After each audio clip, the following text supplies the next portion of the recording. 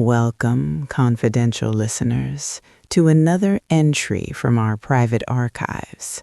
This is a space for the unspoken, for the moments where the veil between this world and the next becomes thin enough to touch. Tonight's story was sent to me by a man named Ethan, a man who spent his life navigating the salt-stained wharfs and foggy roads of Salem, Massachusetts, delivering the ocean's harvest to the city's oldest taverns. It is a diary of a lingering soul, a touch that defied the laws of physics, and a kiss that happened 2 days after the heart stopped beating. Titled, "The Last Ride." I kissed her on Monday, but she died on Saturday. So, close the door, turn down the lights, and listen closely, because the audience for this truth is only you. Salem is a city that remembers things the rest of the world has forgotten. I've spent 9 years behind the wheel of a delivery van, hauling fresh catch from the docks to the historic district. I'm a man of routines. I like the predictable hum of the engine and the cold bite of the Atlantic wind. That's how I met Sarah. She was a prep cook at the Merchant's Rest, a tavern built on the bones of a 17th century warehouse. I first saw her on a damp Tuesday morning. She was standing by the back entrance, leaning against the gray, weathered wood, the smoke from her cigarette vanishing into the mist. She had these eyes, dark, lively, and deep as a trench in the North Atlantic. We started with small talk, just a few words over the crates of lobster and cod. "You're early today, Ethan. The sea must have wanted you off its back quickly." I felt a warmth in my chest that the local winters had tried to freeze out of me for years. I was divorced, living in a small flat in Danvers, and Sarah, she felt like a reason to stop being a ghost. She told me she lived with her grandmother in an old house near the common. She was single, and for a few glorious weeks, I let myself believe in a new beginning. But Salem has a way of twisting beauty into something jagged. Bennett, the kitchen manager, was a man who looked like he'd been pickled in vinegar. He watched our brief exchanges from the shadows of the prep line. One afternoon, while I was getting my invoices signed, I made the mistake of mentioning Sarah's name. "Sarah seems like a hard worker, quiet but sharp." Bennett stopped his pen. He looked at me with a smirk that didn't reach his cold, fish-like eyes. "Sarah? Don't get your hopes up, driver. She's got a boyfriend, a possessive type too. He's here every night at the end of the shift, making sure nobody touches what belongs to him. She's already taken. A guy like you, you're just the guy who brings the fish." It felt like a bucket of ice water over my head. Why would she lie? She told me she was alone. My systematic mind, always prone to assuming the worst, locked the doors to my heart. I felt cheated, deceived. Over the next few deliveries, I became a stranger. I kept my head down, gave her curt nods, and focused on the clipboard. I didn't see the confusion on her face, the way she stepped toward me for me to turn away. I was too busy protecting my pride to realize that Bennett was a man who fed on other people's loneliness. I didn't know then that my silence was a wall she would never be able to climb over in this life. The following Monday was one of those days where Salem felt like it was being swallowed by the Atlantic. A thick, bone-chilling fog rolled in from the harbor, turning the streetlights into dim, ghostly orbs. I had finished my deliveries early, my mind still a battlefield of resentment and longing. I pulled into a gas station on the outskirts of town, the neon sign flickering with a rhythmic buzz that set my nerves on edge. I was walking back to my van, the collar of my coat turned up against the damp, when I heard it. A voice that sliced through the sound of the distant waves. Ethan, wait. I froze.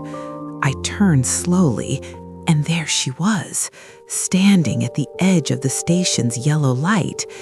She wasn't in her kitchen whites. She was wearing a simple wool coat, her hair damp from the mist. Her eyes, those deep, dark eyes, looked wider than usual, filled with a depth of sadness that made my anger evaporate instantly. I asked her what she was doing out there, so far from the tavern. She didn't answer right away. She just looked at me with a soft, trembling smile. I had a bit of a problem, a misunderstanding. Ethan, please, could you give me a ride back to the city? Back home? My path was in the opposite direction, but looking at her, I couldn't have said no if my life depended on it. As she climbed into the passenger seat, a strange metallic chill filled the cabin, and for the first time in my life, I felt like I was driving into a dream I couldn't wake up from. We drove in silence for a while, the windshield wipers keeping a steady, hypnotic beat against the drizzle. Finally, I couldn't hold it in anymore. I asked her about Bennett's warning, about the boyfriend who supposedly claimed her every night. Sarah let out a hollow, bitter laugh that didn't reach her eyes. Bennett? Ethan, you believed him? He's been trying to force himself into my life for months. I turned him down and he decided to poison the only good thing I had. He lied to you because he couldn't stand seeing me look at you. I felt like the world's biggest fool. My systematic, guarded heart had let a bitter man's lie ruin weeks of potential happiness. I reached out and took her hand. It was cold, so cold it felt like ice, but I didn't care. I apologized until my throat was dry. Sarah just looked out the window, her gaze fixed on the passing shadows of the Salem Common. We reached her grandmother's house, a lonesome, gray-shingled cottage standing near the edge of the old burying point. I parked the van, and the silence in the cab became heavy, electric. I turned to her, and before I could speak, she leaned in. The kiss was everything I'd ever wanted. It was vivid, desperate, and filled with a warmth that seemed to fight against the unnatural chill of her skin. It was the kiss of a woman who was reclaiming her life. Thank you for the ride, Ethan. I'll see you on Thursday at the tavern. She stepped out, walked to the front door, and vanished into the house. I drove home with the taste of her still on my lips, never suspecting that the woman I had just held had been dead for over 48 hours. The days leading up to Thursday were the longest of my life. I walked through my world like a man who had finally found the map to a hidden treasure. Every time I closed my eyes, I felt the phantom pressure of Sarah's lips against mine.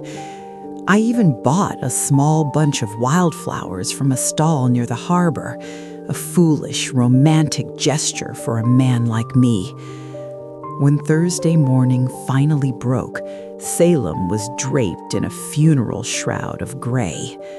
I pulled my van up to the Merchant's Rest, expecting the usual bustle of the morning prep, but the back dock was empty.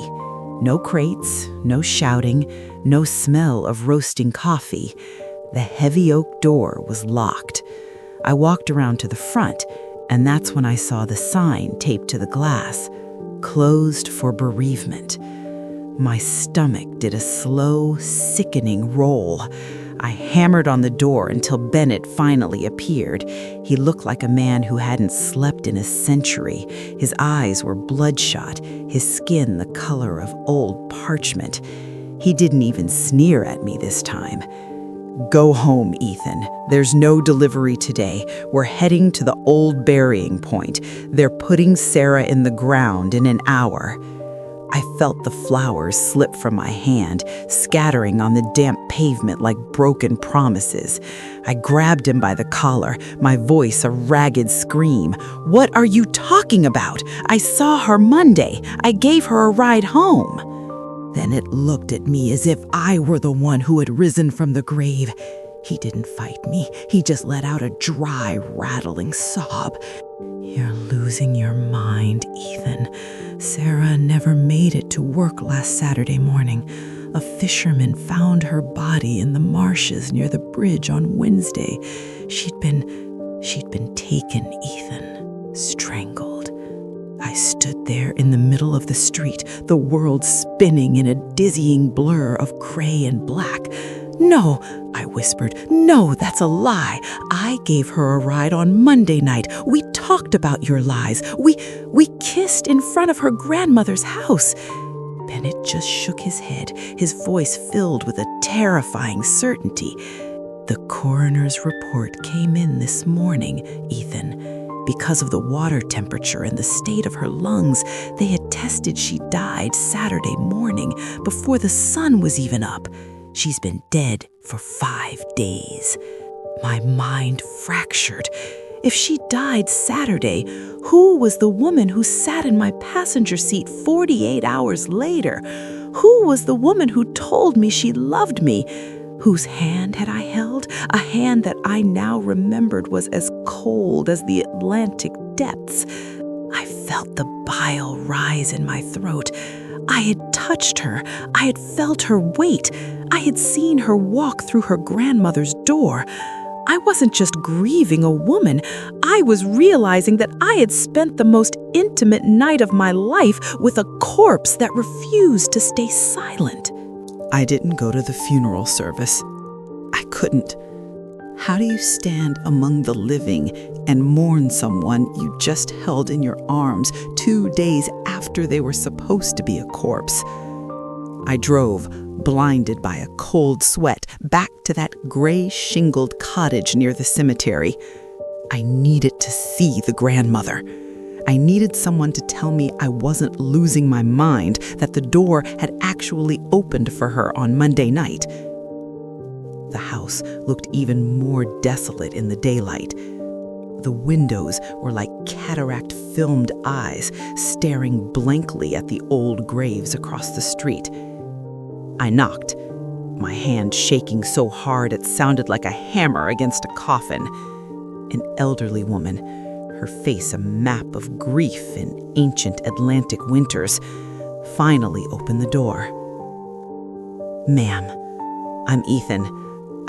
I worked with Sarah. I need to know, did she come home Monday night? I dropped her off right here. I saw her walk inside."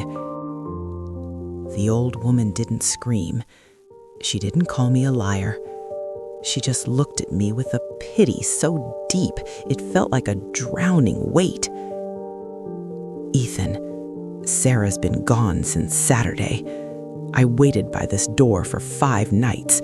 The police, they found her clothes in the marsh. No one came through this door, son.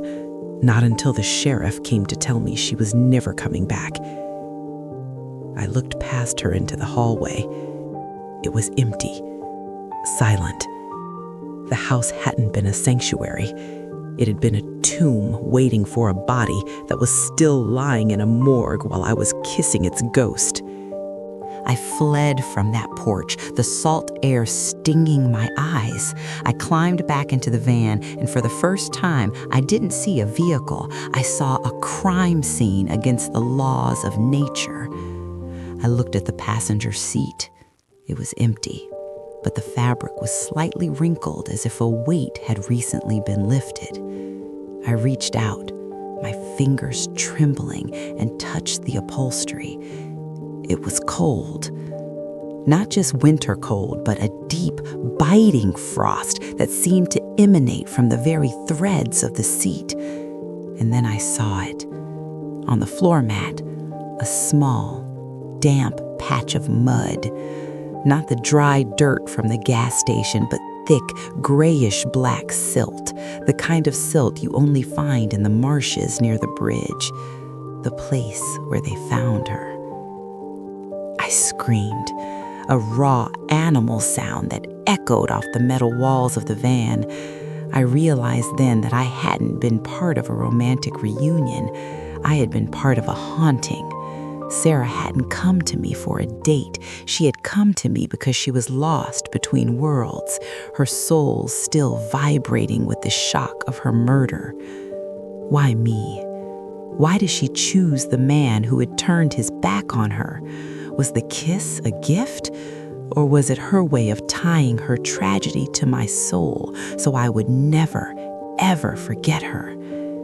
Every time I breathed, I felt the phantom scent of marsh water and her cheap perfume, a mixture that was slowly poisoning my sanity. The investigation moved with the cold efficiency of a winter tide. The man they caught was a drifter, a shadow that had been stalking the taverns of the wharf. He confessed to everything. He described the marsh, the struggle, and the exact moment Sarah's light went out on Saturday morning. But while the courts were satisfied with his confession, I was a man living in a different reality. I went to the police station, driven by a feverish need to find a crack in their timeline. I sat across from a weary detective, my voice a dry rattle. Check the cameras at the gas station on the M1A. Monday night, I was there. She was with me. 2 days later, he called me in. We sat in a cramped gray room, watching the grainy security footage. I saw my van pull up. I saw myself get out, walk to the pump, and walk back. But the passenger side of the van, it was a blur of static and shadow. There was no Sarah. There was only me talking to the air, holding a door open for a ghost and leaning into a void to kiss a memory. I watched the screen and felt my soul wither. To the world, I was a madman, but I could still feel the phantom pressure of her hand on mine. I knew that the cameras didn't see her because they weren't looking with a heart full of guilt and longing. They only saw the physical world, and Sarah was no longer a part of it. It's been years since that Monday in Salem. I've sold the van, left the wharf, and moved as far inland as I could get, but the Atlantic still finds me in my dreams. I am a different man now, a man who understands that some debts are paid in the currency of the soul. I realize now why she chose me. She didn't come back to save her life, she came back to save mine. I had become cold, systematic, and bitter. I had let Bennett's lies turn me into a stone. Sarah's spirit used its final energy to show me that even in death, love is more real than the walls we build to protect ourselves. I still feel that kiss. On rainy nights when the wind howls from the east, I can taste the salt and the marsh water on my lips. It's a sensory scar that will never fade. I am the only man in this world who knows that the Saturday she died wasn't the end of her story. I keep the passenger seat of my car empty now. I don't look at the reflection in the window. I just drive, listening to the silence, knowing that somewhere in the mist of Salem, a girl with dark, lively eyes is finally at peace, while I remain the living monument to the Monday that never happened.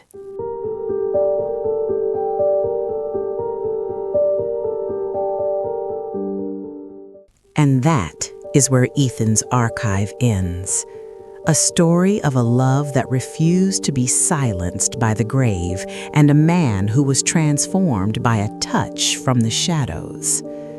It leaves a cold shiver in the blood, doesn't it? To think that someone could be so close, yet already 1,000 miles away. If this entry from our private archives touched a nerve, please leave a like on this video and subscribe to our channel. Help us bring more of these unspoken truths out of the dark. Click the bell icon to ensure you never miss a whisper from the Secrets Inbox. But now, I want to turn this over to you, my confidential listeners. Do you believe Sarah came back to forgive Ethan, or was her appearance a final, desperate cry for a life she wasn't ready to lose? Leave your thoughts in the comments below. Because in the end, the most terrifying ghosts aren't the ones who haunt our houses, but the ones who haunt our hearts. Until next time, stay safe and keep your secrets close. Good night.